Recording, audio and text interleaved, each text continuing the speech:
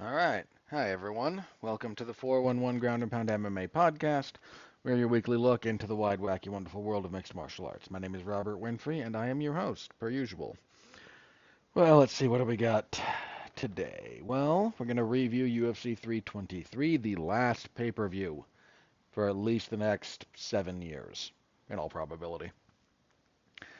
So we'll talk about that, the good, the bad, and the ugly, and, there was a little bit of all of it. Um, Only a little bit of the bad. One ugly. Yeah. We will also preview the final UFC event with ESPN, which is a bunch of warehouse fights coming your way next Saturday. And we've got a little bit of news.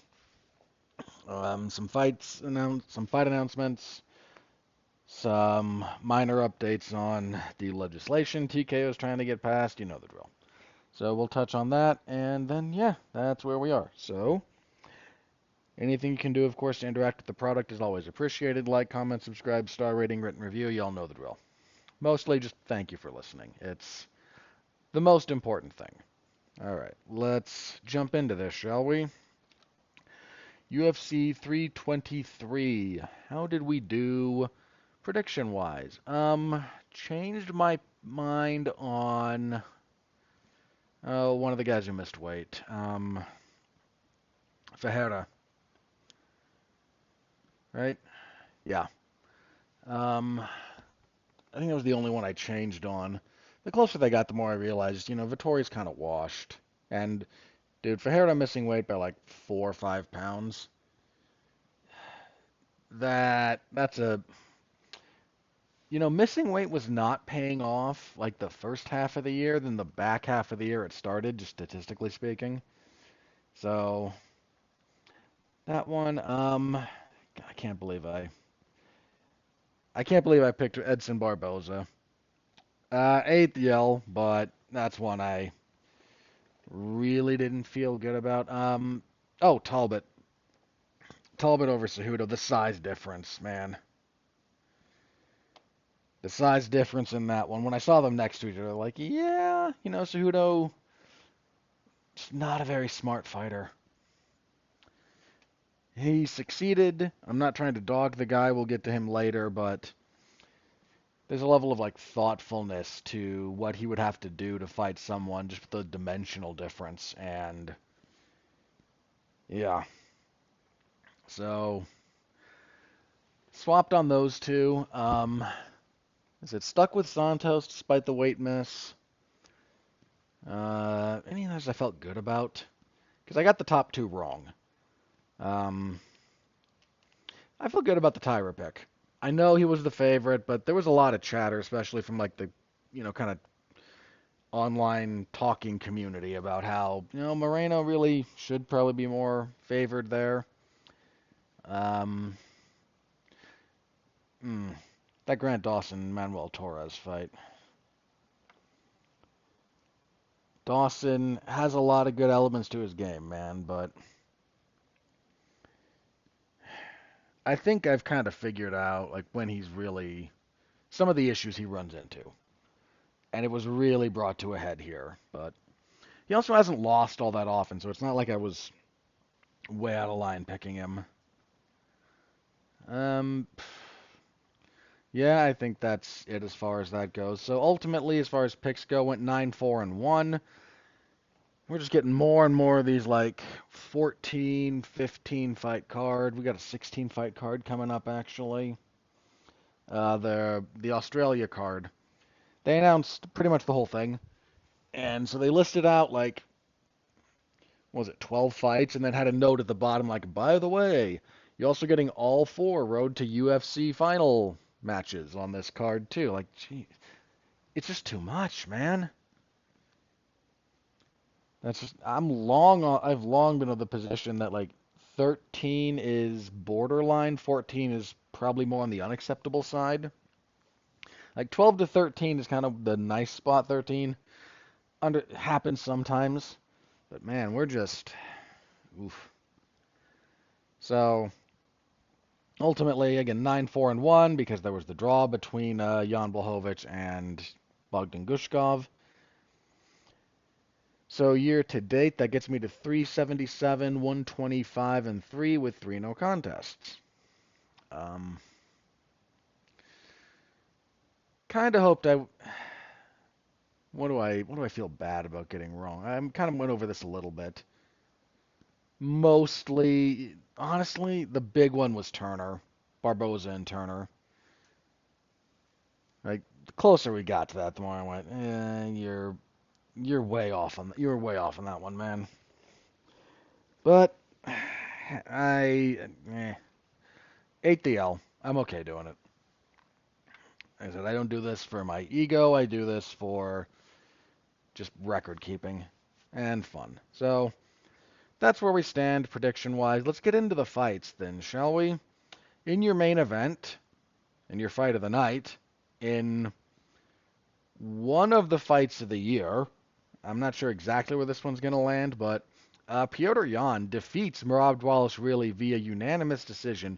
249-46 and a 48-47. I can't express how much I disagree with that 48-47. I was 50-45. I think most sane people were 50-45.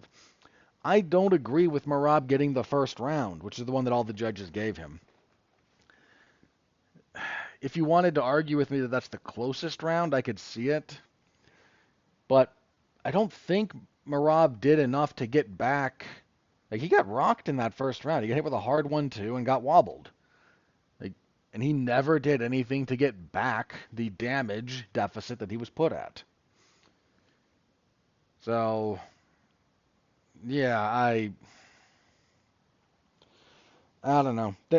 Jan having to like overcome the stigma of never winning a first round, because frequently he doesn't. Legitimately, I think a lot of the time he doesn't win the first round, but he did here. Uh, he should have.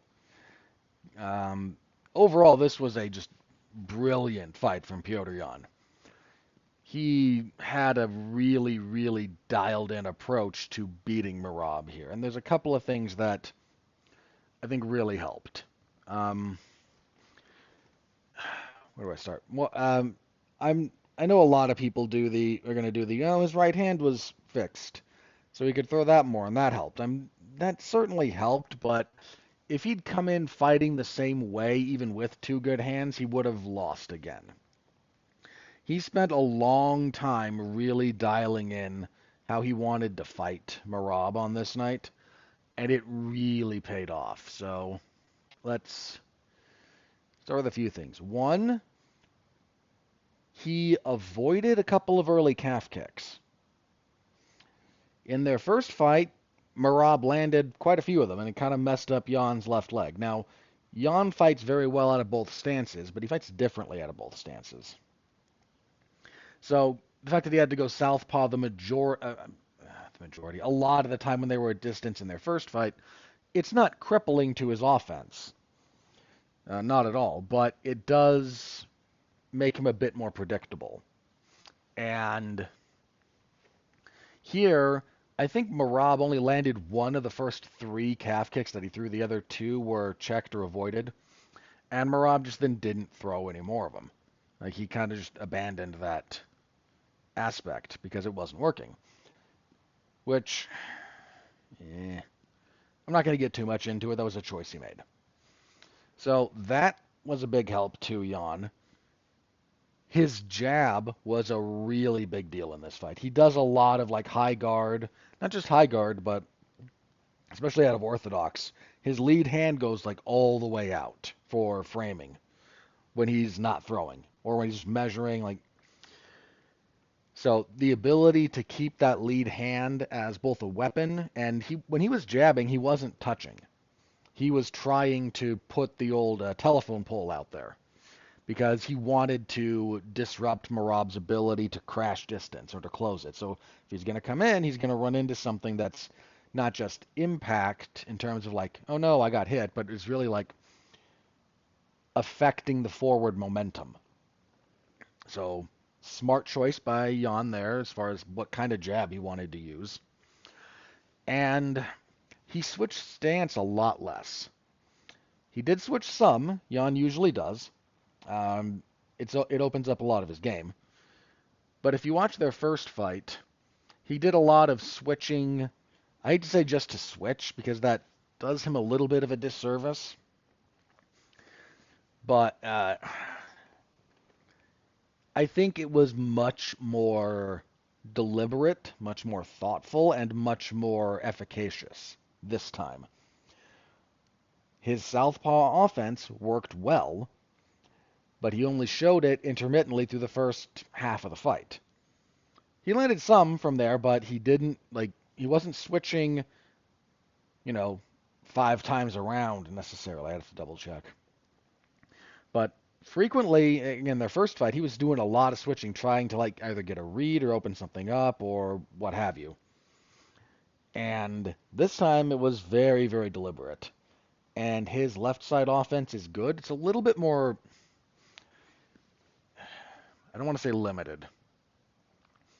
Yan has offensive sequences that he likes from both stances. And his ability to switch between them is one of the things that makes him so great.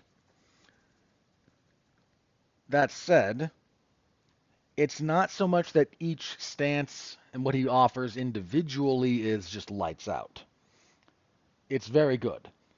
But what makes it, again, like super special is that he has a really, really, really good toolkit out of Orthodox.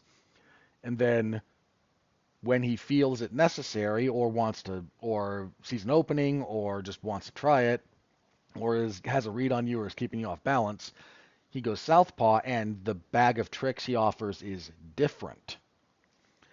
And it's also very, very good. If you made him fight only out of one stance, he's still exceptional. The fact that he sort of blends from both sides the way he does is one of the things that makes him, as great as he is. So he was a lot more specific about it this time, and that led to a lot more success with it. It felt a little bit in their first fight, I don't know if this is true, but it felt like he was switching to try and find something. Here it was, I have found something, or I do have something I want to do, and that's why I'm switching. Merab's always had a little bit of an issue with left side attacks from his opponents. That's where a lot of people have found the most success against him. Moraes dropped him with a left hook, memory serves. That's the side that O'Malley found a little bit of success with. The other thing that Yan did here was really smart. He went to the body. Not to try and like slow Merab's gas tank, which I don't think it's really possible to do, but because Merab has been soft to the body before. And that doesn't mean every time you touch him there he, reacts badly, but more often, but he is more easily affected by body work than he is necessarily by headshots. There were some really, really nasty body kicks and body punches from Yan, especially down the stretch. He was trying to kick Merab's soul out of him, and Merab just doesn't seem to need it, I guess, a soul. He just powers through. There were some really good... There were a couple of things that Yan did in the clinch in particular that I thought were really good. Early on, he dropped elbows onto Merab's forearms, which, that's one of those things that, like, a karate teacher will say, yeah, you do this and their grip goes away, and then you try it and, like, no, the grip doesn't just go away. Because it doesn't work ideally, a lot of people wound up dismissing the idea of the technique. It still has value, you just kind of have to temper the ideal version of how this works with what's likely to happen in reality. And I think that helped. It's not the only thing he did, but when he couldn't quite get the grip broken, he'd start doing that to affect the grip. He did a lot of really good pummeling, not just with his hands, but with his legs. If you look at some of the ways, especially if Merab's on his back, some of the ways he'd turn in to prevent Merab from level changing, he almost would get a knee shield in and then hip through.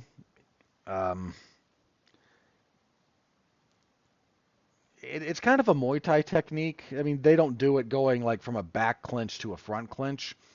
But if you look at the general motion there, if you see some like Muay Thai fighters will kind of use that when people try to clinch to like block knees and disengage and stop them from getting a really good grip. So there was a lot of slick stuff Jan was doing here. Um, he was he did get taken down just a couple of times. Never really conceded position. Was never going to let Merab settle, which was a big deal. He got Merab down a couple of times. Merab did jump guillotine at one point because Merab's got a very good front headlock game. Jan was quite prepared for it. Need to give him a lot of credit for that. It would have been easy to get lost in some of those sequences, and he was absolutely well prepared. Um, I saw someone bring this up, and it was like the after show that Luke Thomas did. Somebody brought up that Merab might have limited entries to his takedowns, and Jan kind of got a read on the way he enters, and I think there might be some truth to that. Jan's like overall repertoire of takedowns is pretty deep. He's got good lifts. He lifted up and kind of slammed and did manage to slam Jan at one point, but Jan also dumped Merab on his head once when Merab had the front headlock. I was thinking about guillotine, and I think he got a high crotch, lift and then dump and dropped Merab on the side of his head. It was a really nice throw. But Merab also has a really deep arsenal of mat returns.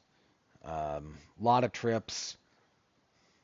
There's a lot of his game that has a lot of diversity to it, but I think the point being raised there was what he doesn't have a huge, deep reservoir of options for is how do I enter on the takedown? How do I close distance? Because entries into takedowns are not the same as having a deep variety of takedowns, especially stuff that comes like after you've made contact. There are some people with some really, really, really deep, grappling knowledge once you get to the clinch, once you get to the fence wrestling, all that stuff.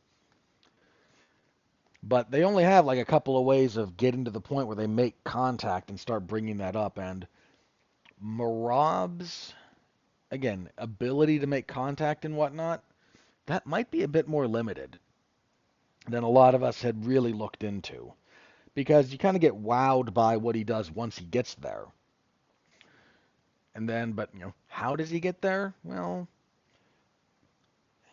he's got a good single leg entry. He's got a good quick double leg entry most of the time. But you can't necessarily react the same way to both of those, but there's enough similarities that you can kind of get through that. You can kind of make it work. But Jan had another thing to his credit, like he had a really good read on how Merab was going to enter on him. And he stopped a lot of Merab's takedowns before they got going. And that proactive takedown defense, that was a really, really big deal for him. He busted up Merab's face. His jab did a lot of work. He rocked Merab, I think, every round. Hurt him with a 1-2 in the first. Hurt him with body kicks in like 3, 4, and 5. Just a really, really exceptional performance from Petr Yan. One of the best singular performances all year. I'm not sure I can quite go to the best, but definitely one of. I haven't rewatched enough stuff to unanimously crown it, but he was just what he did here, man. A lot of people in the immediate aftermath didn't, I think, it took a while for the brilliance of what he did to really set in. There was a lot of, saying it was good and praising Yan for what he did. But the more we've kind of like, you rewatch that fight once or twice, and you really start to see the brilliance of what he did come out. I mean, dude, he kept pace with Merab, which is not easy to do.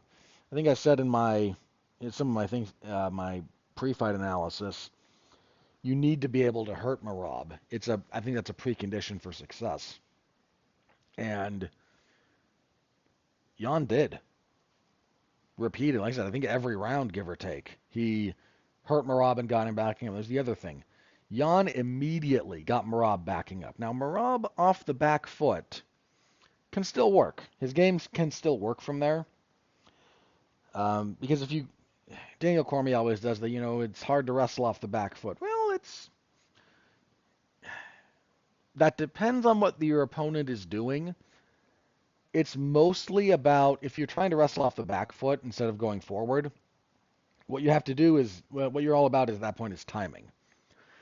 If you can get someone reliably coming forward, you can time your entry with their forward motion, intercept them, get them down. It's very, very possible in MMA to wrestle off the back foot because you're not just wrestling, you're doing everything. It's probably a little bit easier to wrestle going forward, but I think the value of forward motion to wrestling in MMA is slightly overstated, especially when compared to just wrestling in wrestling. Because wrestling just for wrestling, off the back foot, yeah, that's real hard. Once again, not at all impossible, just very hard. I don't think it's quite as hard in MMA to wrestle off the back foot because the other guy is usually entering more looking to strike. So, and again, stance has a lot to do with this. It's a whole other thing. But Yan got Merab backing up a lot of the time. Anytime Merab got forward, Yan did a really good job of not hanging out on the fence. Anytime he did, he would clinch break as quickly as he could, circle back to the center. Do not hang out against the fence. Just incredibly well schooled overall, incredible execution. Really, really good stuff from Petr Yan here. Yan becomes, so Yan's gap between titles is technically the third longest in UFC history. Just there's a couple of caveats to that. Because Yan lost the belt via DQ to Aljamain Sterling in March of 21. He wins it back in December of 25. So we're 4.5 years. Not quite 4.5. March. So May, June, July, August, September, October, November. Actually, no, we are. We're over 4.5. Over 5.5 years. Yeah, 4.5 years. We're over 4.5 years. That's a pretty decent gap. The only two that are longer, one of them, obviously, Carlos Esparza's, is the record, and I don't think that's ever going to be broken. And what a weird set of circumstances that was anyway. But the number two, believe it or not, is Randy Couture. Now, you might be thinking, wait, did he really go, 5 years between championships? If you only look at heavyweight, he did. He lost the heavyweight belt to Josh Barnett, then failed to regain it when he fought Rico Rodriguez for the vacant one. Then he dropped to light heavyweight. Then he won that belt twice. Then he retired after losing to Chuck Liddell the second time. And then he came back at heavyweight and won the belt from Tim Sylvia. The gap between losing the heavyweight belt to Josh Barnett and regaining it from Tim Sylvia, only looking at the heavyweight portion of that, is longer than it took Yan to do it here. Now, the fact that Randy Couture, between those two things, had 2 light heavyweight title reigns, beat Tito Ortiz, beat Chuck Liddell, beat Vitor Belfort, Randy Couture is amazing and deserves significantly more credit than he gets, but that's a whole other discussion. But what Yan did here, winning a belt back after that long in MMA is a severe rarity.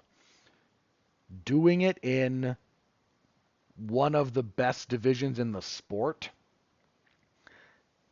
is more impressive, and doing it against probably the best bantamweight ever.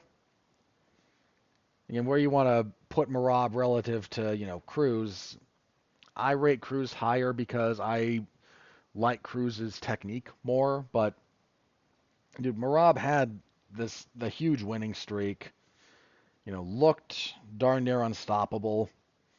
So if you do put Merab as the greatest, I think there's a strong case, and I'm not going to argue too much with you unless we really want to get into like minutia. Yeah, and Yan beat him clean. To come back, especially beating a guy that you lost already to, 50-45 the first time, and then to 50-45 that guy, and he should have had 50-45s, but that's another. I'm not going to yell about the scoring. That is a tremendous, tremendous accomplishment. I mean, Yan got kind of left on the side of the road after some really odd things, and some of it was his own fault, some of it was just bad luck. The DQ loss to Sterling, his fault. Should have known better. Losing the rematch to Sterling, I scored it for him, but it was close enough that I don't get up in arms. He got screwed in that Sean O'Malley fight. I have rewatched that fight, and I stand by that. He got screwed. He should have won that fight. Then he loses to Merab. And that loss is, as clean as a whistle. Merab blanked him.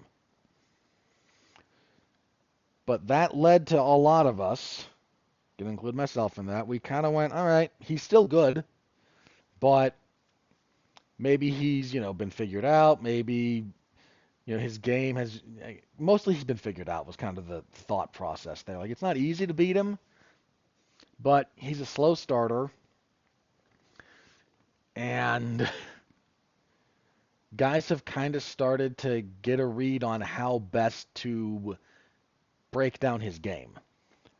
And then Yan kind of just persevered. He kept working, kept getting better, kept fighting, and got his way back to this spot. Kind of got it by virtue of Merab deciding that he wanted to fight 4 times this year. If Merab had not wanted that, I think the way Yan looked here, he might have beaten Merab no matter what. I think he was really ready to fight Merab Dvalishvili. I do think that Merab deciding to try 4 title fights in 12 months, I don't think that's a reasonable thing to try and do. No one has. Well, not in a really long time. Tito Ortiz did it technically. He also did it back at a time when, MMA wasn't really what it is now. The other guys who have had, there's a few people that have had 3 title fights in a year. John Jones had 4 fights in 1 year, won all of them, but that year started with him beating Ryan Bader. Then he beat Shogun. Beat the crap out of Shogun, too. Dude, he made Shogun tap to strikes. That's wild.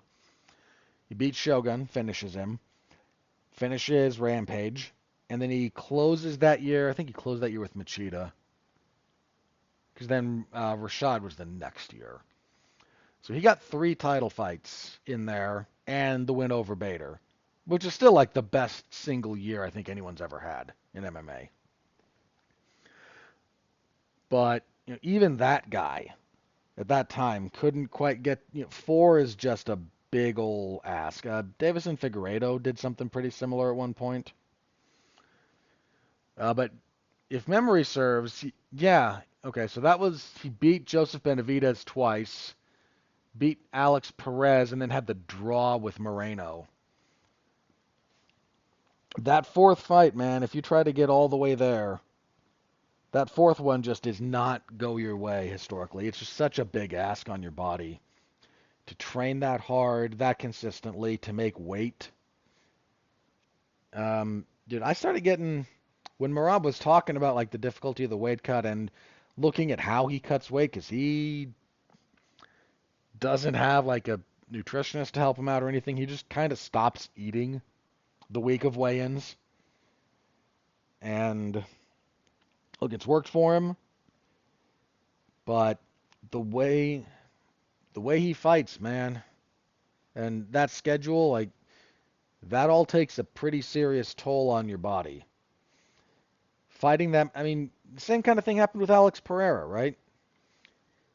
He had that, he had several wins in a row. Let me double check that. Because he had that year when he was like looking real good, and then the last fight that year, he's just worn down, beat up, and runs into Ankalaev and can't do anything. Yeah, 24. He fights 3 times. Okay, so this is the way that worked. He fought 3 times in 24. Knocked out Jamal Hill, knocked out Yuri Prochazka, knocked out Khalil Roundtree, and then went for his 4th fight in a 12-month span. So that first one that I mentioned is April of 24. Then in March of 25, he loses to Ankalaev. Just ran himself into the ground. Then he takes the time off, heals up, comes back, and he blows away Magomed Ankalaev in 80 seconds. Like, there's a reason that guys like Demetrius Johnson and George St. Pierre, even Anderson Silva, like you could get 2 fights out of them a year. But they were like, MMA is just brutally unforgiving in so many respects. And if you try to push yourself to do one of these, I'm going to fight, 3 times every year, you're going to break down. And you're going to have an off night when you can't afford to have an off night against another guy who this is everything for them. And I think that's a little bit what happened to Merab here. Another thing about Merab's game, again, I'm not going to try and like be dismissive of it. Merab's game is predicated on him. Like, he's not a big finisher. He's not a big puncher. Doesn't mean he's a weak puncher. He's hurt some guys on occasion, but he's not a big puncher. He's not a big submission threat. His game is predicated on his ability to make you fight his fight and then just do it for a really long period of time. His success runs on his gas tank more than like his sublime skill. That doesn't mean he doesn't have skill. Please don't misunderstand me. He does. But I don't think anyone else could make his game work. If you can't fight like Merab pretty much unless you're Merab. And because because he can get away with it. Get away with it is the wrong phrase, but like because he has tailored so much of his game around the weapon of his pace, it means that some of his skills haven't quite developed the same way because it's less of an issue for him to be a big knockout threat or a really slick boxer because I just need it to be somewhat functional and I'm going to wear you down. Which is fine until someone is like really well prepared for what you do and winds up keeping pace with you. And like Merab doesn't have plan B. He kind of just does plan A over and over and over again until he wears you, until it starts succeeding via like volume and attrition. And that didn't work against Yan this time. So good for Yan, man. Really good win. I'm not at all going to be one of the guys saying that, Merab got like fraud checked or exposed.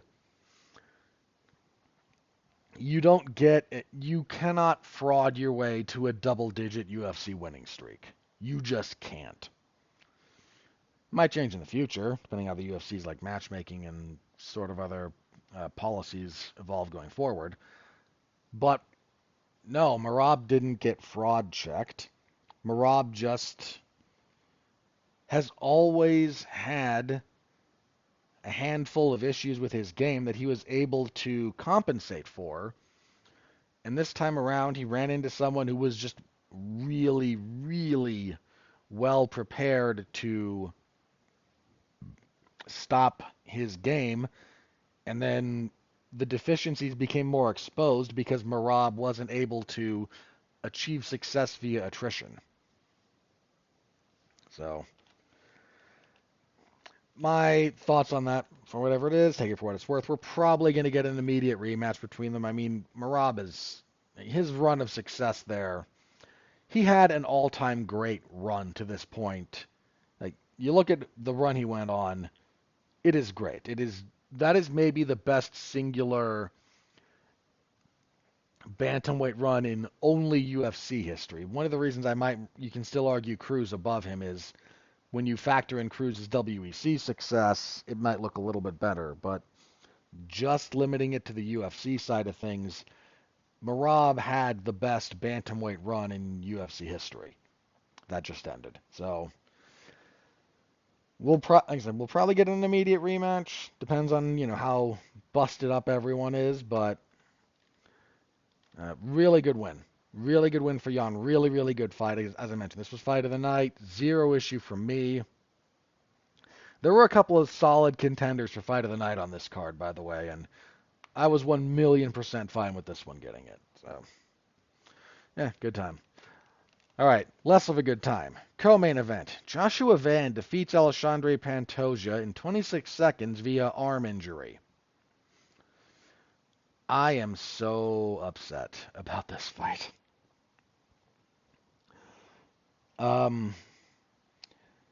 Because we got 25 seconds of insanity. Like, good insanity. Pantoja came out, does what Pantoja does, right on pressure. Starts throwing, looks to wrestle. Van scrambles. Van fires back with body shots and flurries in the pocket. Pantoja angles on him, fires a head kick, and it gets kind of caught. And Van kind of moves forward with the head. I mean, again, he got kind of kicked in the neck, but Pantoja's leg wound up shelved on his trap in his shoulder. Moves forward, kind of off balances Pantoja. Pantoja starts going down, reaches out to brace, and his left elbow just goes every direction except the one it's supposed to go. Let me just mourn for a minute here. Not Pantoja's loss. I can live with that. And it's very, very difficult to extrapolate a full fight from 20 seconds. But given the history of these two, and what we did get, when I say we got robbed of what would have been almost certainly fight of the night. What would have probably been fight of the year. Oh my gosh, like if they wouldn't be able to sustain what they did in that first 20 seconds for 5 rounds. Even for flyweight, that's just insanity. But man, you got a little glimpse of not just the aggression and the pace, but the strategic reads and very quick rereads. Again, we're talking real small sample size here, but what they showed in that very, very brief window was so good. And then we lost it on a freak arm injury. The second best UFC flyweight run ends in 26 seconds on a freak arm injury.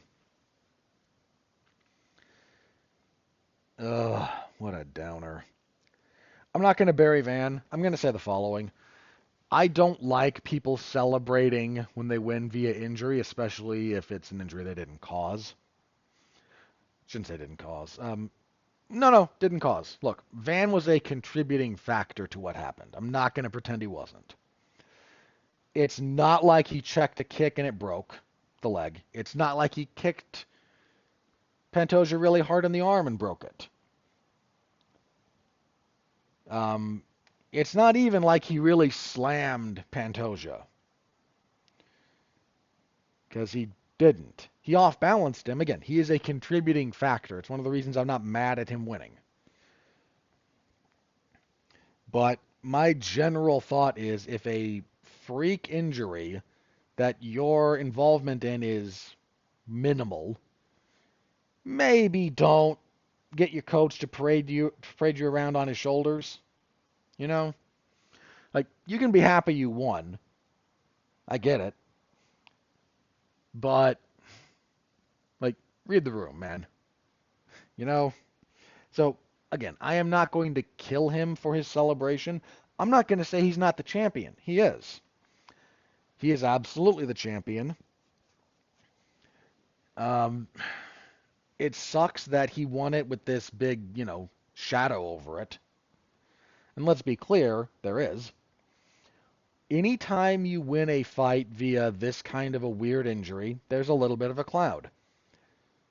Even if it's more clear. I mean, when Mark Coleman did kind of a similar thing to Shogun, not identical to this, but very, very similar injury, if nothing else. Like, that was at least Coleman slamming the guy. And even then, there was always kind of a bit like, well, absent the freak elbow injury, Shogun probably would have beat him. And they took way too long to rematch, and the rematch was a disappointment in oh so many ways for oh so many reasons. But yeah, Shogun did beat him when they fought again. And yeah, look, Shogun went on to, do great things after that elbow injury, whereas Coleman kind of just did the same thing he'd been doing for a while and had, a few ups, a few downs. And we're kind of in a similar spot here, where the injury and the nature of how that happened, especially after such a short time period, man, it wasn't even like, if Van had been like winning exchanges and we're 2 minutes into this and then this happens, you'd even feel very differently about it than what we got. So, I hate the circumstances. I really do. I acknowledge that none of this is Joshua Van's fault.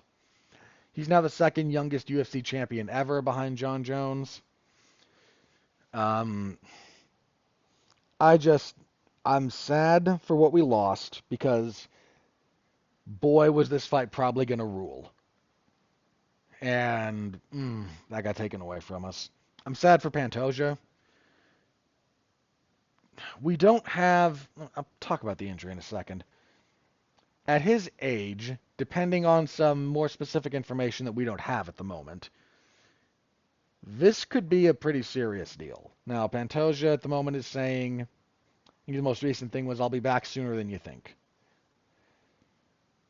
I'm sure he believes that. I don't know how much the medical science is going to support it, but like I said, there's some details that have not been released about it, either because he doesn't know them or he's not sharing them. So I'm going to talk a little bit about it in a minute, but that might end his, at his age, there's a non-trivial chance that ends his, title aspirations even going forward. So we'll have to wait and see some more specifics about it, but that sucks. It sucks that Van has to start his title reign under that weird cloud. Really does. I don't envy the guy, but we'll see what he does next.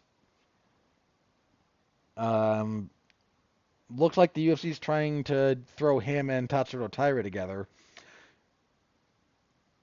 I don't know how I feel about that. You'd have two very young guys fighting for the belt. They're both only 25. So there's that. You do have Kyoji Horiguchi, who just made his big return.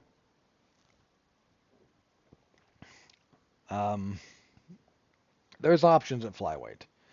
And Van's an exciting fighter who's going to possibly, complain about watching his fights, but anytime a title changes hands under these kind of conditions, it always sucks. It just does. So, yeah, I do feel bad for Van. I feel bad for us. I feel bad for Pantoja. I feel bad about all of this. Except, whatever comes next. Because there's a decent chance whatever fight Van's involved in next, and dude, he could turn around in really short time. This was 26 seconds. Neither guy got hit really all that cleanly. Yeah, he kind of got head kicked, but like not super hard. So, I don't know. They could turn him around very quickly. I don't know if they will, but they could. So I'm looking forward to his next fight, but other than that, I feel really bad about all of this. Then there's this weirdness around the injury. So pretty clearly Pantoja's elbow looked like it dislocated. Joe Rogan thought it might be broken. A break is not impossible in that circumstance. And I'll cut Joe a little bit of slack for trying to do that in real time. Looked like a dislocation to me. And I've seen a few of these in MMA as well as other places, but once again, a break, the fact that it looks like it dislocated does not preclude fracture. Then we get to the after the main event when they're kind of vamping and doing the cool down. Megan O'Leary comes on and says, "I triple checked with the doctor and they said it wasn't Pantoja's elbow, it was his shoulder that was messed up." Dana White said the same thing at the post-fight presser. And that led everyone to kind of go, wait, what? I am not trying to kill the UFC broadcaster Megan O'Leary. If she's talking with the medical people and they're saying, no, it was his shoulder, she's relaying their information. That's what she's doing. It's not her fault that whoever said that is wrong. Now, let me be clear. The elbow dislocation to Pantoja here, the way it happened, did not in any way preclude his shoulder also being messed up. It might have been. But there's no way that his elbow wasn't messed up. We watched it. You showed it on replay 18 times, including slow-mo. His elbow went really the wrong way and then rotated. And that's what went wrong. Maybe the shoulder's also a little bit banged up, but no, they put his shoulder back in. His shoulder didn't look messed up. Doesn't mean it wasn't, but I've seen what dislocated shoulders tend to look like. And that didn't. Pantoja and his team afterward, earlier today, came out and said, no, it was the elbow. Don't know what they're talking about. I'm more inclined to believe Pantoja than I am the UFC at this point. Now, I don't know why the UFC felt so inclined to say this. I don't know if the doctor they had there was just an incompetent boob. I don't know if there was a translation issue where whoever's trying to overhear and translate Portuguese into English confuses shoulder with elbow. Or I don't know what doctor they had on staff there anyway, if English was his first language or not. Who knows? So there could be all kinds of just genuine communication issues. There might have been a mild shoulder injury. But there was a weird thing that went on there where, again, the UFC is just, and everyone saying this from the UFC end is by every measurement from everyone else wrong, including the fighter in question. So I don't know. I'm not trying to kill the UFC broadcast team for this one. But man, y'all were wrong. You might have been relaying information that was wrong. So again, I'm more blaming whoever's either translating or the doctor or for being wrong or whatever, but that was incorrect. And you're the ones out there saying it. Looks bad. Not killing you, not insulting you. Statement of fact. I don't know. That was a weird thing, man. But it didn't help that Dana White was also like full of crap for that entire post-fight presser. He also did the I've never said a bad thing about Tom Aspinall. I don't know what he's talking about. Maybe he heard me out of context. Like, my man, we can all read the transcript. We can all find the video clips. We can find the full ass pressers. We know what you said. We're not talking sound bites here. We're not talking quotes with a million ellipses sprinkled throughout them. I heard it all. Yeah, you were pretty dismissive and you were pretty insulting to the guy. Try to repair the bridge all you want, and you're a promoter. Your job is lying, basically. But you're full of crap. I'm not obligated to believe you because you're lying to me about things I lived through, heard, and read. I can go back and double check that if I think I'm wrong. Because you all are too lazy to do enough like retroactive editing to support your current gaslighting. Like, I know what you said, man. That's not how that went down. Ugh. Anyway. So, yeah. Really unfortunate thing about the whole flyweight title fight. Moving on, I don't want to be here forever. Tatsuro Taira defeated Brandon Moreno via TKO punches, 224 of the second. Good stuff from Taira here. Look, his striking is still a work in progress, but it's a lot better than it used to be. His defense, also still a little bit of a work in progress, but once again, if you look at, the way he couldn't seem to avoid getting hit by Brandon Royval, he's not that bad anymore. His takedowns are pretty good. They obviously could still use a little work. His entries, especially some of the shots he took given Moreno's stance, were dubious. Frequently he got there. He got there anyway in the end. His back taking is real. Pantoja struggled to keep the back against Moreno this way. A few other really good back takers have fought Brandon Moreno and have not been able to have the control that Taira did. So ups to Taira. There's a weird circumstance in the first round, too, where Taira gets a takedown. Moreno winds up with a backwards triangle.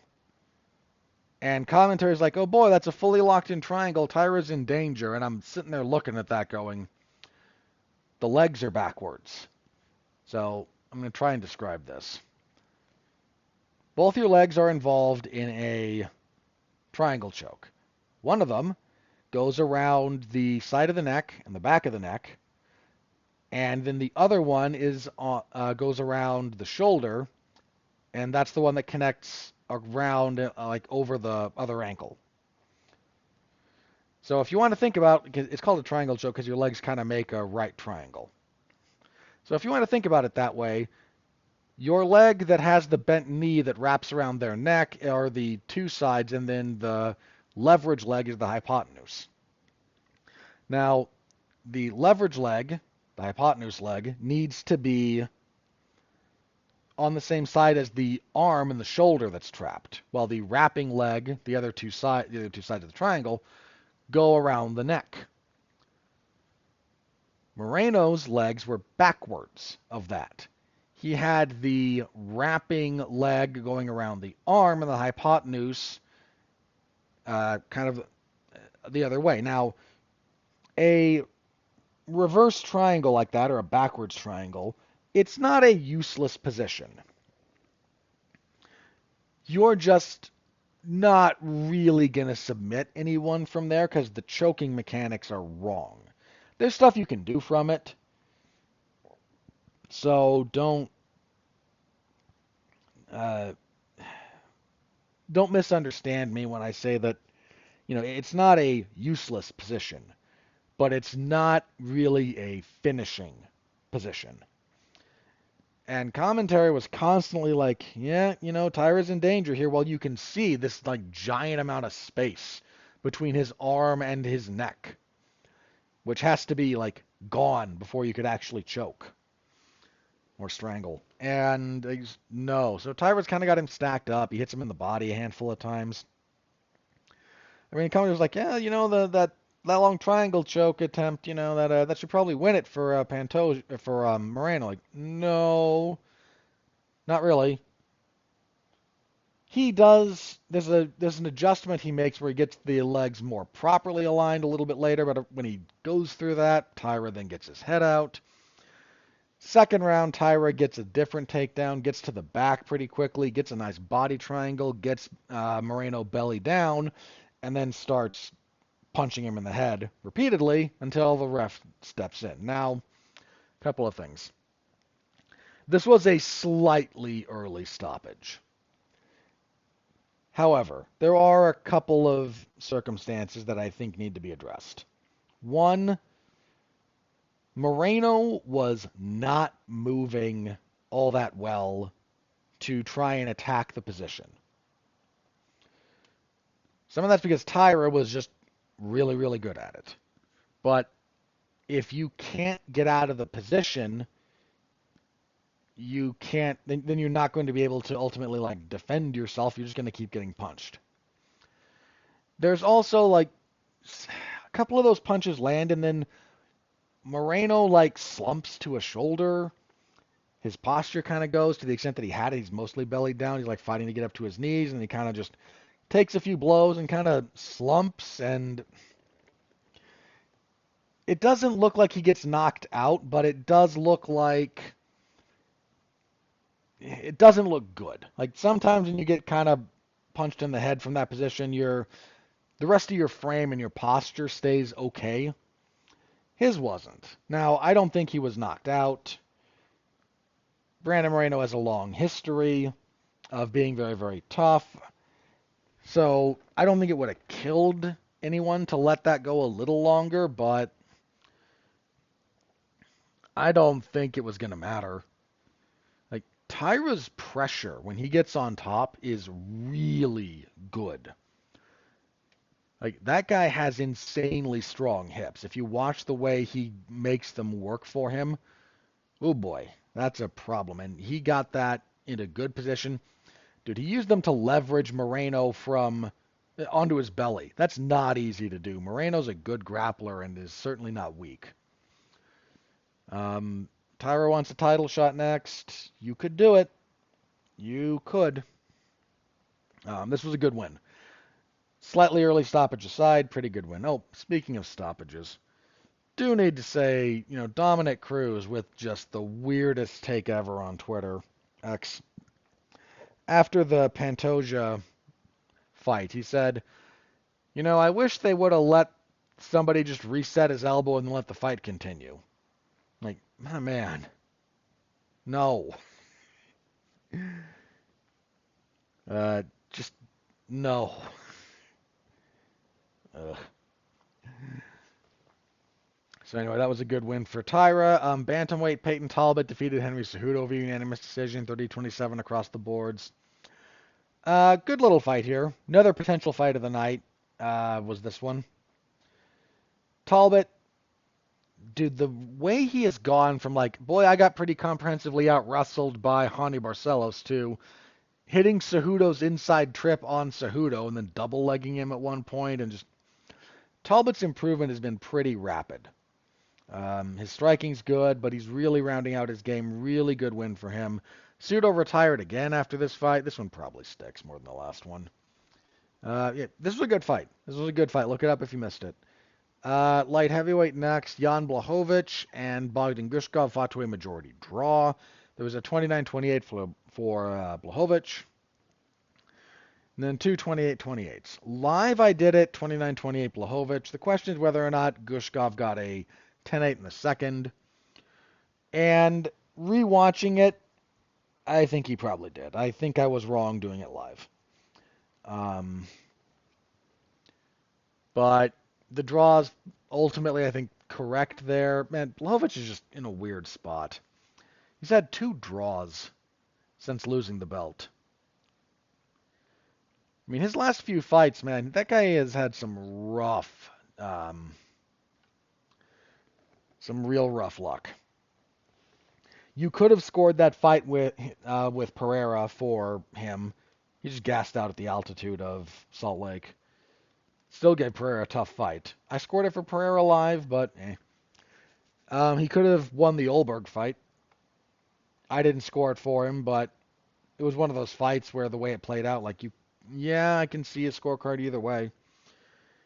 In fact, the draw with Ankalaev, you could argue he won if you didn't want to give Ankalaev a 10-8 in one of the last 2 rounds. Just had some weird bad luck, man. So yeah, another draw for Blachowicz. On the prelims, so that was your pay-per-view card. Disappointment in the co-main notwithstanding, that was and weirdness of the light heavyweight fight. It was a solid pay-per-view card. On the prelims, Manuel Torres knocked out Grant Dawson with punches, 225 for the first. Dawson dude, if his wrestling doesn't work, he can't win a fight. And he really struggles with range management, especially against rangier guys, and his chin might be a little bit of an issue.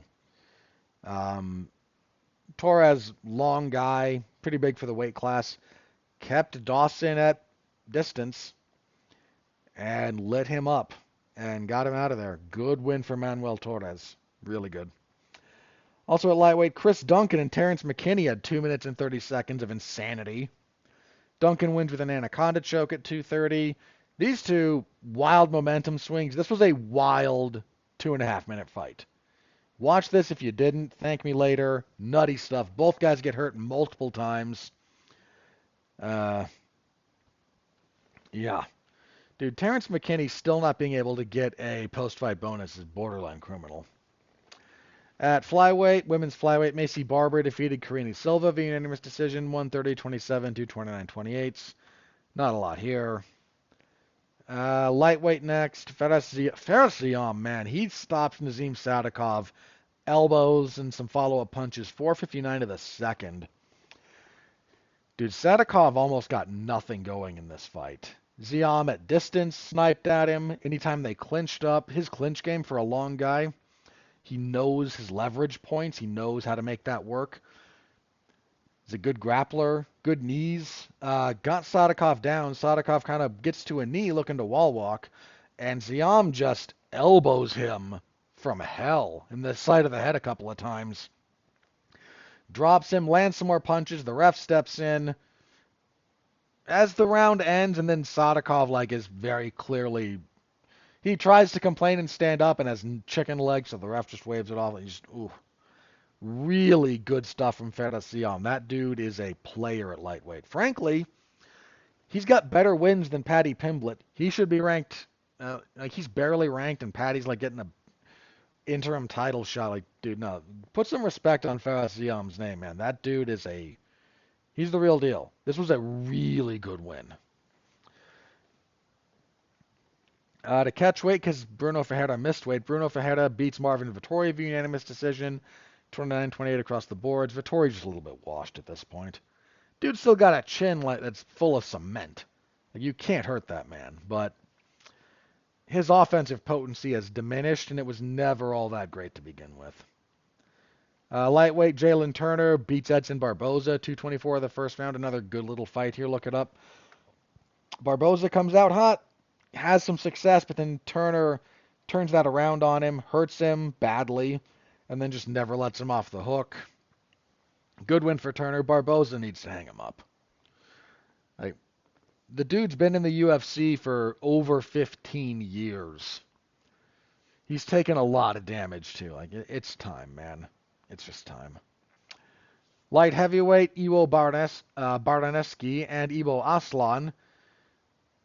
90 seconds of barroom brawl fighting. Bardaneski knocks out Aslan, 129 to the first. Again, you get 90 seconds of barroom brawl fighting. Not going to complain about it. It wasn't boring. Wasn't great. Not my preferred method of fights. Not my preferred fights that I like to watch, but I'm not going to complain too loudly about one of these every now and then. At middleweight, Mansour Abdul Malek defeats Antonio Trocoli with a standing guillotine choke, 109 to the first. Trocoli shouldn't be in the UFC.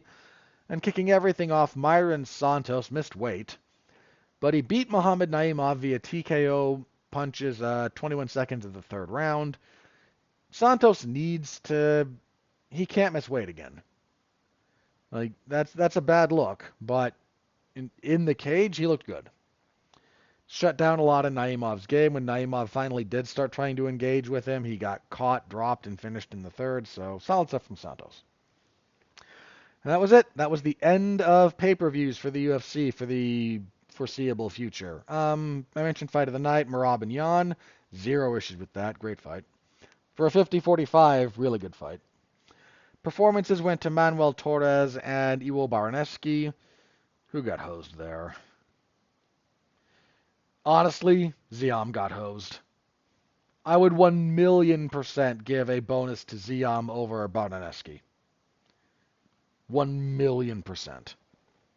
I much preferred Ziam's finish. But I'm me, and Dana White loves meathead brawling.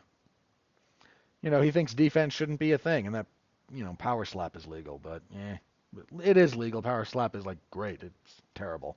It's not actually a sport.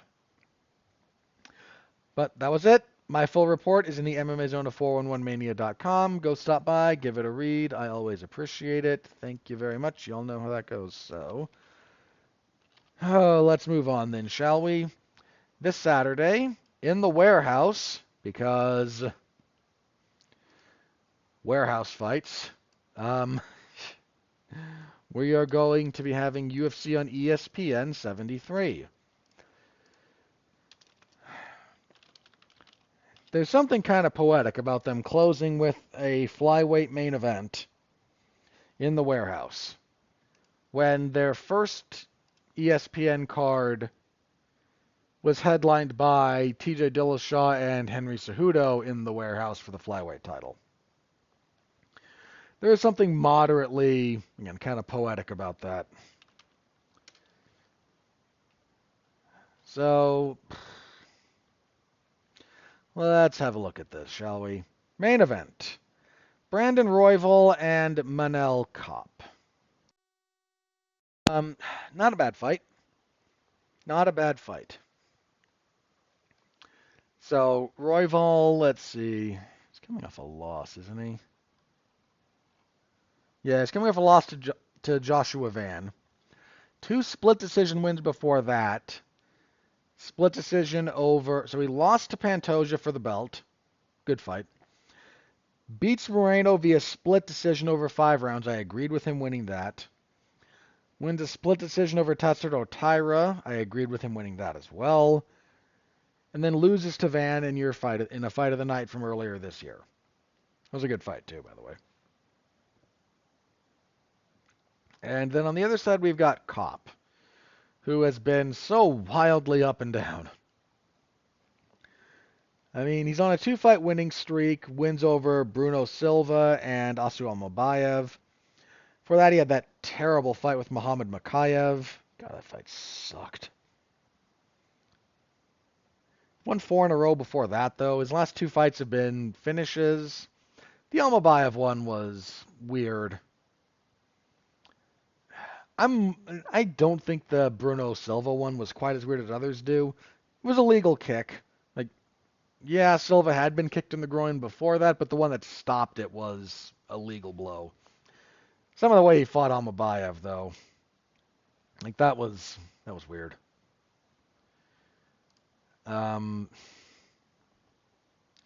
odds are with Kopp. Which is a little surprising. They're like minus 300. That's surprising to me. Being that heavy, that's... We've seen Royval fight 5 rounds. Have we seen Kopp fight the full 5? He's been scheduled for it before. Yeah, the Almobayev fight was a main event. He's gone into the 4th on the prelim, on the regional scene. But yeah, he's never gone all 5. I think some of the odds are just like looking at Kopp kind of being on the way up, and Royval might be a little bit on the way down. That's I can understand where that logic comes from.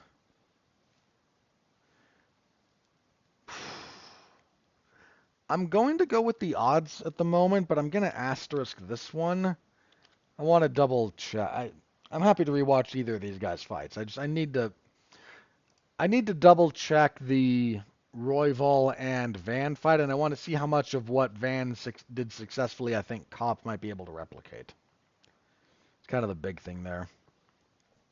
Co-main event at featherweight, Giga Chikadze and Kevin Vallejos. So Giga, 37, getting up there, man. 1-3 in his last 4. Losses to Calvin Kattar, Arnold Allen, and most recently David Onama. Not trending your way, my man. And Vallejos. Let's have a quick look here. He's kind of one of those like on the ascendancy guys.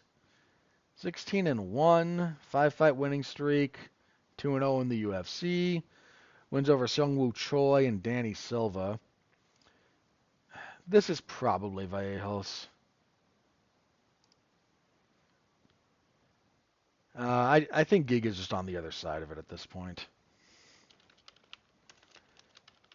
I mean, he had a long kickboxing career before he really got to the UFC and everything, so go with Vallejos. Okay, next up we have Cesar Almeida. Quick look at Mr. Almeida there. 37.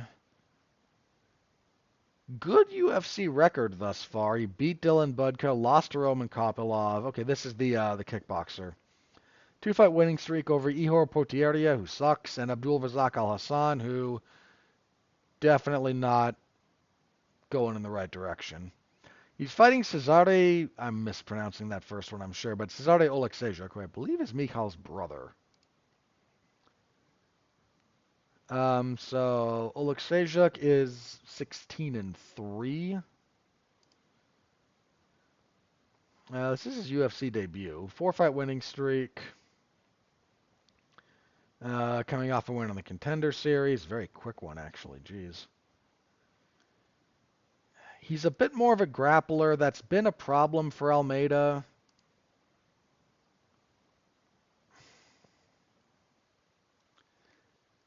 It's a tough one to figure out. Dude, Cesar Almeida's, a devastating striker, but he can be out-grappled. I mean, I assume he's been working on it. Odds are leaning towards Oleksiejczuk. I'm going to go with... Let me go with Almeida. I'm going to asterisk that one, too, because I'm a little bit sleep-deprived right now, so I'm reserving the right to change a few of these if I wake up slightly more sober, for want of a better expression.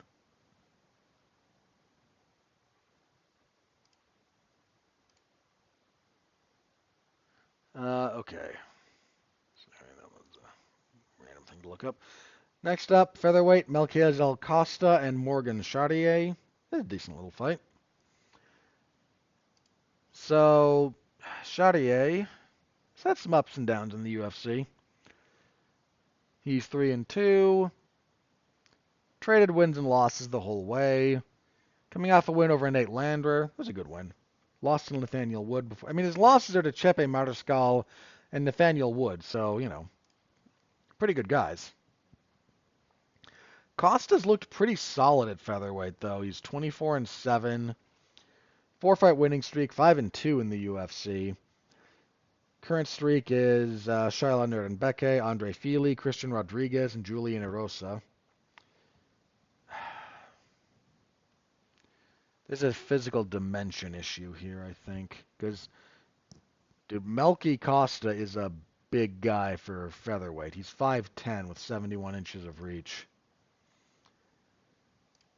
And Chartier is 5'8 with 6, so a couple of inches both ways. I'm gonna lean Costa. Not a lot, but this is a good fight. What are the odds? Odds are with me, actually. Slightly with Costa. Dude, if Chartier can get inside on him, Chartier, I said before, man, if somebody's more technical than him, he has a real problem with it. He gets by on being the slightly more technical, but also more powerful guy. So he's going to have to navigate range here in a way that I don't think he's had a lot of success doing in the past. Could be wrong, but we'll see. And kicking off the main card, Buchecha's making his UFC debut. He's taking on Kennedy Zachukwu. Rough welcome for you, buddy. So Kennedy Zachukwu, only 33, is coming off of a loss to Walter Walker, though, via an inside heel hook. His 2 wins before that were over Chris Barnett, who damaged his knee pretty badly, and then Łukasz Dreszki, who shouldn't be in the UFC. If Buchecha can just go for a leg, he might repeat that. For those of you who don't know, Buchecha is one of the very best jiu-jitsu practitioners of his generation. I mean, multiple time ADCC champion, multiple time world champion, both in gi and no gi.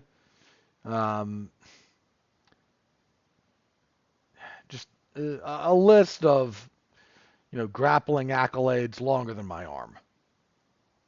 I mean, just the man.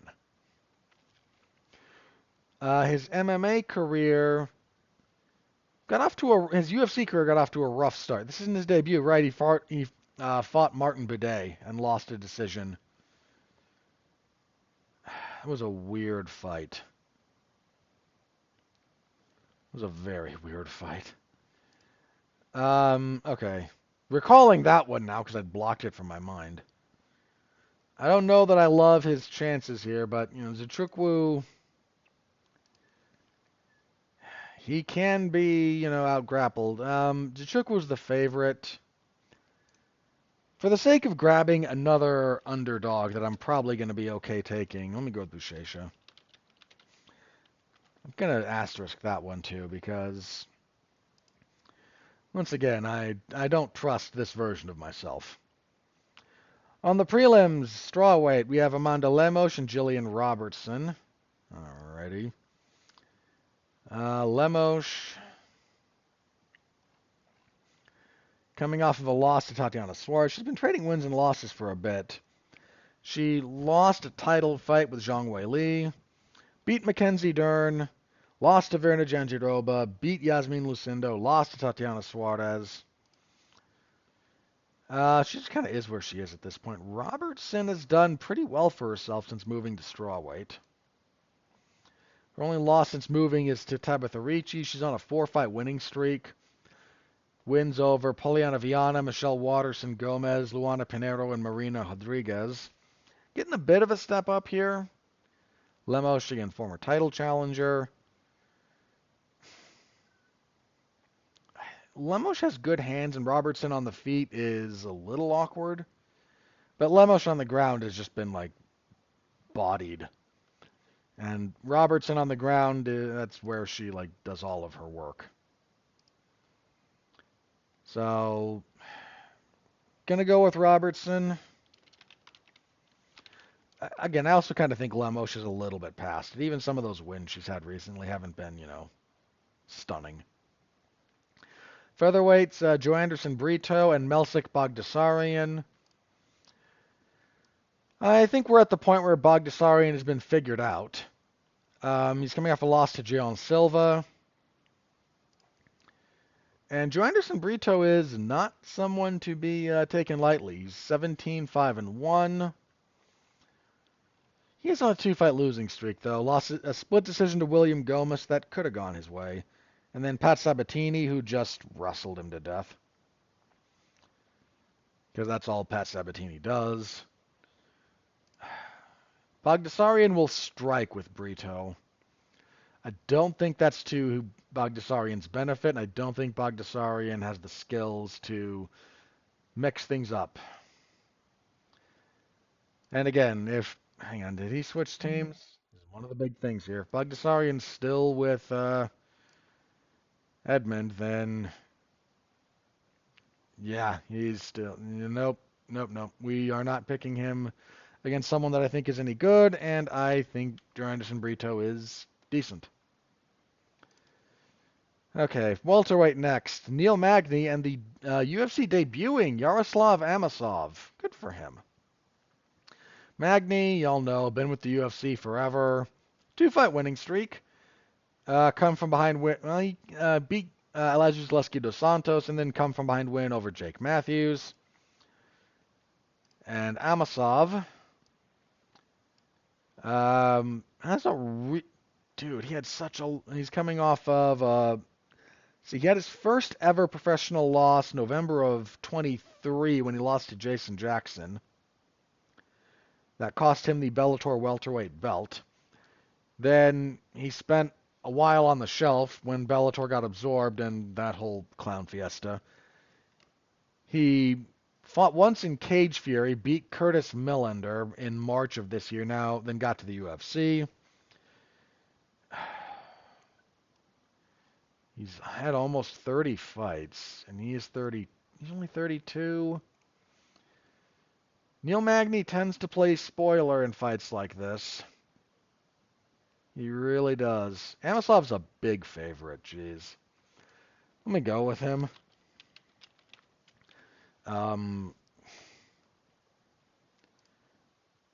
I can see why, but I don't be...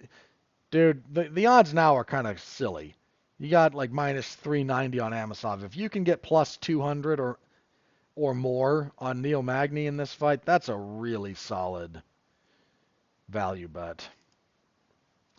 Heavyweight, why? Sean Shadoff and Steve Asplund. This is gonna suck. Shadoff lost his UFC debut to Justin Tafa, which should tell you almost everything you need to know. And Asplund, 3-fight winning streak. This is his UFC debut. He got a Contender Series win. So they're trying to give him a winnable fight. And Shadoff is just, I don't think, all that good. So reading the tea leaves there a little bit, but let's go with Asplund. Oh, that's going to suck, though. Women's bantamweight next to Melissa Croden and Luana Santos. So Croden had a solid UFC debut.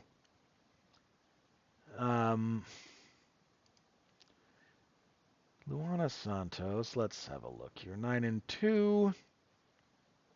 1-1 in the UFC. Lost to Casey O'Neill, then beat Tainara Lisboa. She Americana'd her. That was hilarious. Okay, Santos is not someone to necessarily be taken lightly. And Croden's UFC debut was against Lisboa as well, who's just not all that good, apparently. Croden's losses, she had a split decision to Evelyn Martins early, and then a loss to Jacqueline Cavalcanti, who's turned out to be pretty good.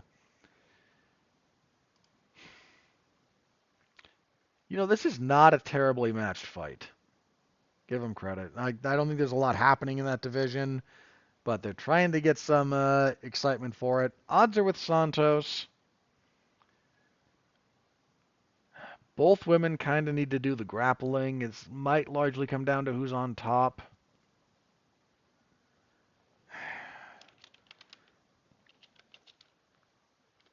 Okay, I'm going to pick whoever's the favorite when this closes. At the moment, it's Santos, so I'm just going with that. But my official one there is, like, whoever's the favorite when that closes. Okay, heavyweight again. Good grief, why? What do we do? So, Alan Fry, 6-0.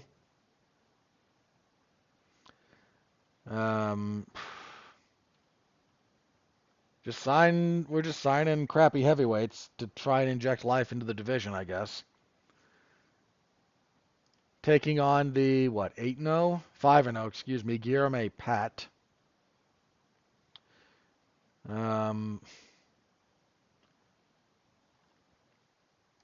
Yeah, I know nothing about either of these guys. Now, see if some information might come to light during the week.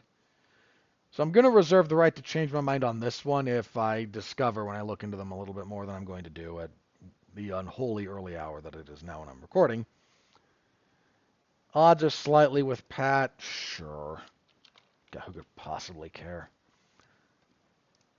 I get that the division needs help. I really do. I don't know how valuable signing a 6-0 and a 5-0 guy is going to be to helping your division. I could be wrong. I really could. But I don't need more crappy heavyweights in the UFC. I need a better system for developing heavyweights and letting them mature on the regional scene, which just isn't going to happen. And kicking everything off at women's flyweight, we have Teresa Bleda and Jamie Lynn Horth. Let's see. Bleda, 7-1, 1-1 in the UFC, lost her debut to Natalia Silva. Turns out not to have been the worst aged fight or loss, and she beat Gabriela Fernandez. She's been out of action since June of 23, though. That's a long layoff. It's a really long layoff. Horth, 8-2. 3-2 in the UFC. Coming off a win over Vanessa Demopoulos. That layoff is giving me pause. Minus that, I might be leaning Bleda, but with the layoff... Ugh.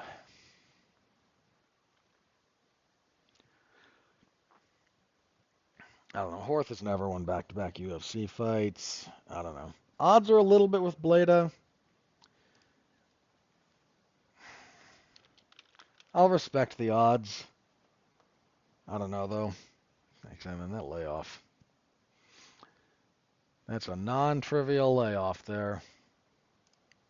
All right. Per usual, not necessarily per usual, but I'm going to reserve the right for a few different changes on this one, potentially, because it is, oh, jeez, way too early in the morning, technically, for me to be doing this. All right, but full report, coverage, Saturday, MMA Zone 411mania.com. Come on by, say hello. The last time the UFC will have a broadcast on ESPN, it should be a fun time. So yeah, hope to see you there. Last UFC event of the ESPN deal, last UFC event of 2025. So yeah, we'll go out with something. All right. So as far as news goes, well, the UFC did announce basically their schedule for the first quarter of 2026. Finally. So it goes as follows. We knew UFC 324 January 24th. That's there. We got, I think, the full card now for UFC 325. And can I tell you there's a bunch of this I don't like. So I said before, I hate the matchmaking for Volkanovski and Diego Lopez. I hate it. Co-main event, Dan Hooker and Benoit Saint-Denis. I don't know that Dan Hooker should be fighting so soon after that Saryukian fight, but that'll be okay. Rafael Fiziev and Mauricio Hufi. Dude, what are we doing with Hufi? He just lost to a guy ranked lower than Fiziev is. Hufi should be like rebuilding, not thrown in there against Fiziev. Ugh, I don't know. Weird matchmaking. I don't think that's doing Hufi any favors. Jacob Malkoun is going to fight Torres Finney. That fight will probably suck out loud. Dustin Jacoby and Jimmy Crute, fine. Sergey Spivak and Ante Dalia. Dalia really needs to bounce back. Oban Elliott's back in action. That'll be okay. Junior Tafa and Belly Alicana. That's going to suck. So here's the thing. The UFC announced this, and they're like, hey, here's 10 fights. By the way, you're also getting the 4 Road to UFC 4 finals. I mentioned this a little bit earlier, but sheesh. So we've got those 4 final bouts as well. Yeah. It's a card. Oh, I missed one. Heavyweights, Tai Tuivasa and Taliesin Teixeira. I was kind of dunking on Tuivasa for being horribly out of shape for a while.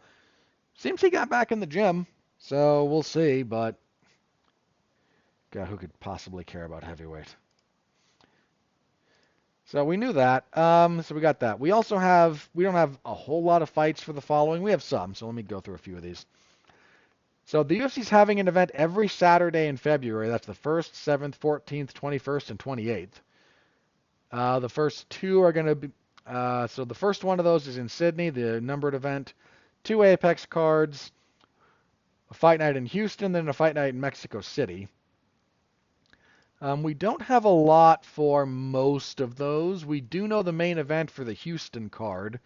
That will be Sean Strickland and Anthony Hernandez. That's a good main event. But I don't think we know any of the other ones. We've had a couple of small fights announced for the Mexico City card, but nothing that's even... They're not even going to put any of these that they've announced on the main card. Felipe Bunes and Edgar Chairez probably should, but I don't know that they will. They also announced UFC 326 for T-Mobile. This is March 7th. Headlined by, for the BMF belt, Max Holloway and Charles Oliveira. So for everyone wondering about the state of the lightweight division, you have the champion, Ilia Topuria. You have a BMF champion. It's going to be here again, Max Holloway and Oliveira. You have a number one contender in Arman Tsarukyan, who the UFC is still just going to do nothing with. And you have about to be an interim title fight there as well. Saviors of boxing. The people who can't manage the lightweight division. Just piss off. I'll yell about that later. I shouldn't get too bitter. We also know there's going to be an event, I think it's every Saturday in March too, so 7th. Hang on, I need to look at ye old calendar.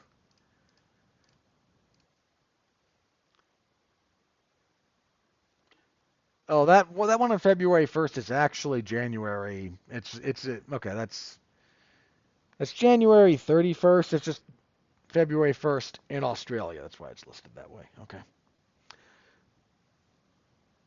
So yeah, every Saturday in March, 7, 14, 21, and 28. Only fight nights so far listed for that. One of them will be at the Apex, because of course. The one on March 21st will be at the O2 Arena in London, England. Bad time for them when they don't have any British stars. And they'll be going to Seattle, Washington on March 28th. Okay.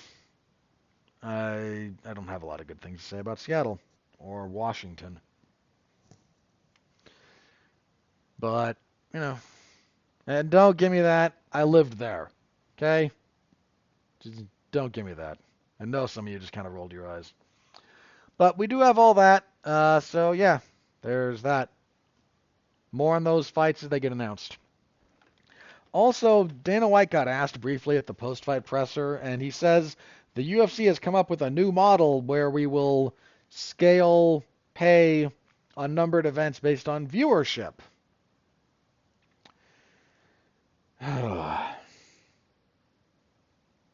Okay. One, I guarantee you they consulted 0 fighters about this. 2, just trust me, bro, on the streaming numbers, because there's 0 transparency.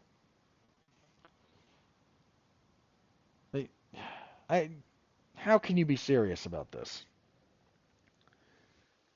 Look, I'm sure they had to come up with something, because even though most fighters weren't getting pay-per-view points because pay-per-view buys were so bad under the ESPN deal that they weren't kicking up to the thresholds that where they start getting them.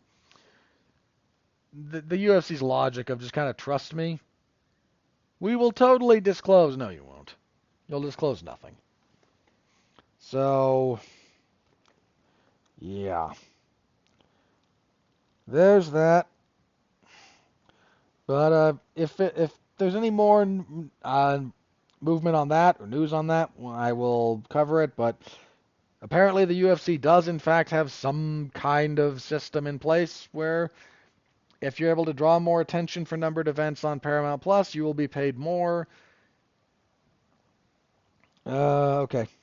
I mean, they had to come up with something for it, so I'm kind of annoyed because zero fighters were consulted or negotiated with about that. But that's on them. Not on. It's on the fighters for how they have chosen to go about things. All right, and I think the last thing I wanted to touch on here. So the UFC, TKO, had their first, I think their big meeting on the Hill. That's like the Capitol Hill in Washington D.C., trying to get the American Boxing Revival Act, the amendments, and basically legal carve-outs to ignore the Muhammad Ali Act in boxing. And so they had a couple of representatives there. There were questions, and what a... Ugh. I hate that I basically have to agree with Ilhan Omar on this. Because I don't agree with that woman on anything. But she was the one kind of raising the legitimate questions like, hey, UFC, hey, TKO, you've been sued. You just recently settled a pretty major lawsuit about your uncompetitive business practices and your underpaying of fighters. And there's another lawsuit related to that exact same thing that's ongoing. And she was the only one bringing that stuff up, so, like, much as I do not agree with far and away the vast majority of her politics, policies, and probably worldview, I think she was probably the closest one to being on the money on this one. So, got to acknowledge it. I have to be fair. Um, that said, like, by and large, boxing is so screwed on this. TKO has hired an army of the best lobbyists in Washington, D.C. to do what lobbyists do. They glad hand, they lobby. Again, it's what they do. This thing already has like bipartisan support. Every congressman from the state of Nevada has signed off to that, and I think they're all Democrats, or at least two of them are. The House is going to pass this thing. It doesn't matter how bad it is, how bad it's going to be for boxing. They're going to pass it. There's a little bit of an open question about whether or not it won't just get filibustered to death in the Senate. See, for something like this, specifically with like budgetary things in the Senate, you can't filibuster it if one side can get to 51 votes. You just need a simple majority. So that will prevent filibustering on certain issues, so certain piece of legislation. Again, usually related to budgetary stuff. For anything else, you need 60 before you can say no filibustering. So they might, on the Senate, filibuster this thing. But short of that, this is going to get passed.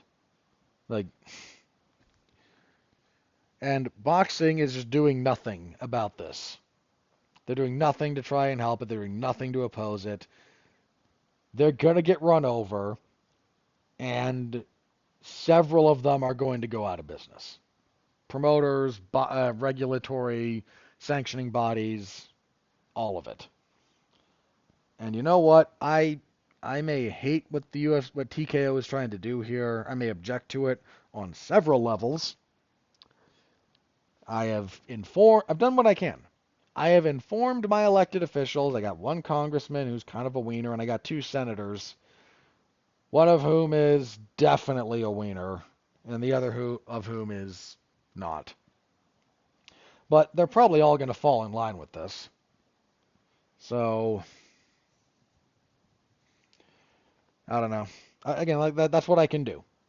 But the boxing institutions, the boxing bodies, none of them are doing anything to try and oppose what TKO is doing. And TKO is organized, funded, and is going to get this passed, basically. So,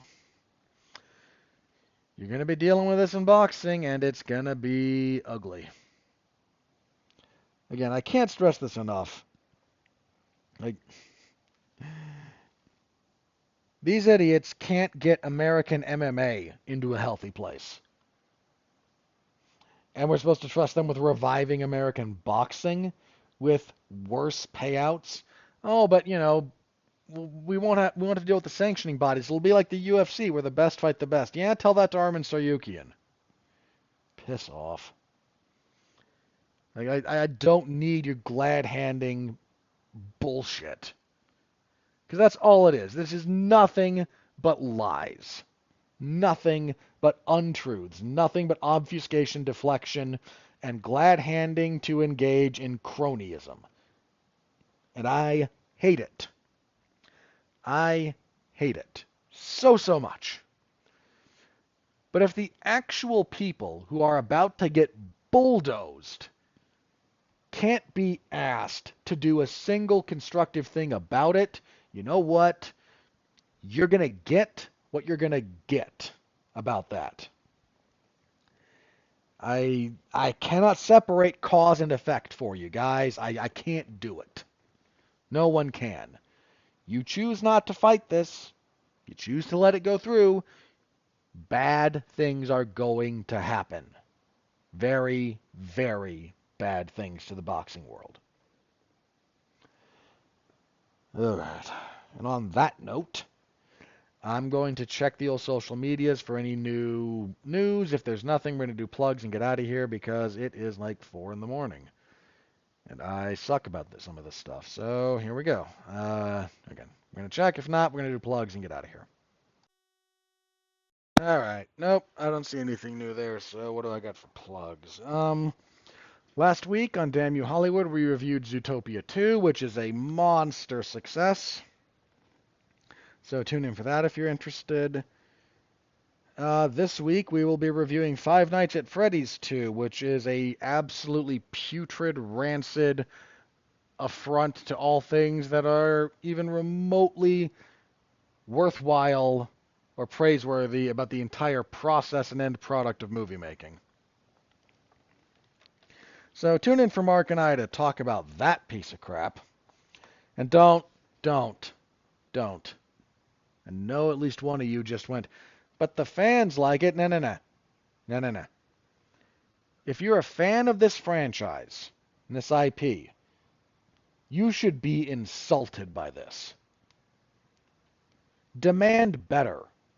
But if you've all reached the point where you just want to be able to just like sit in a movie theater, point and go, oh, I know that. No matter how bad it is, if it just does, I mean, I have joked in the past about like stuff being just jingling keys. This is like a step down from that. I don't know what that is. I don't know what the metaphor is. But I will find one. Terrible. I think this is worse if you're a fan. I've got to be honest. Like, I may not have liked the first one all that much, but I understood why people did. I could see the value, and I was happy for the Five Nights at Freddy's fans for that one. I really was. Because I've seen stuff that I like get the treatment that this IP got in the second movie. And, ugh. Sorry. There's a preview of what Mark and I are going to say come Monday. So tune in for that on Damn You Hollywood. WWE SmackDown on Friday.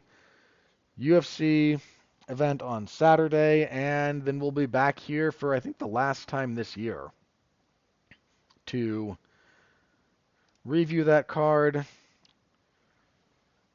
So let me have a look at this. Yeah, I might not be back. So logically it's the 18th. The 18th is going to be the preview for the UFC's debut on Paramount. Let me look through a few things. I'll figure this out by next week. And I'll have an update on what we're going to be doing for the next few weeks. Because the UFC's taking a long break, which they don't usually do. But I'll figure out if I'm gonna just save everything until the preview, or if I want to do one between those two, between those 2 points. Mostly it would be my year in review stuff. So we'll see how the timing works out. We'll see if anything newsworthy happens between now and then. Because if there's something really newsworthy, then yes, I will jump on that. All right. But that's where we are. That's it. Thank you very much. I am out. Why do I do this to myself? I shouldn't wait this long to do this. I say it every freaking week, and I never change it because I suck. All right. Anyway, that's it for me. Thank you all very, very much. We're almost at the end of the year. Hang in there. You can do this. Stay safe out there. Be well, be safe, and behave.